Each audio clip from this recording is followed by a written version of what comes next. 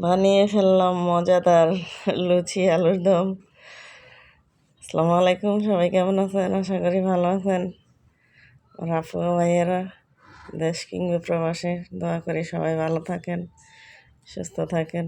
আমিও আছি আলহামদুলিল্লাহ। এই যে আমি আলুগুলো কেটে নিয়েছিলাম আগে, সব মশলা দিয়ে আমি আলুগুলা রান্না করে নিলাম। এই যে আলুর দম দেখেন কত সুন্দর হয়েছে। আর এখন আমি লুচিগুলো বানিয়ে নিব।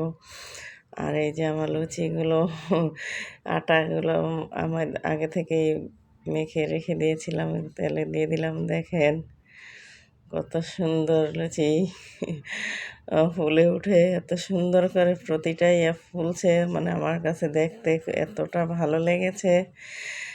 খুবই হয়তো দেখতে সুন্দর হয় নাই, যেহেতু কাঁচা আটা, তাই একটু বাঁকা তারা হয়েছে, ঠিক আছে, কিন্তু এত সুন্দর ফুলেছে যা খুবই সুন্দর। এই যে দেখেন আমি আস্তে আস্তে একটা একটা করে বানিয়ে নিচ্ছি।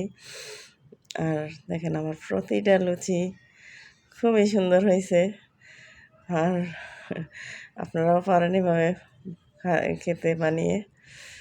আমার লুচিগুলো ভাজা শেষ, দেখেন কত সুন্দর হয়েছে। যদি ভালো লেগে থাকে তাহলে লাইক কমেন্ট শেয়ার করবেন, পাশে থাকবেন।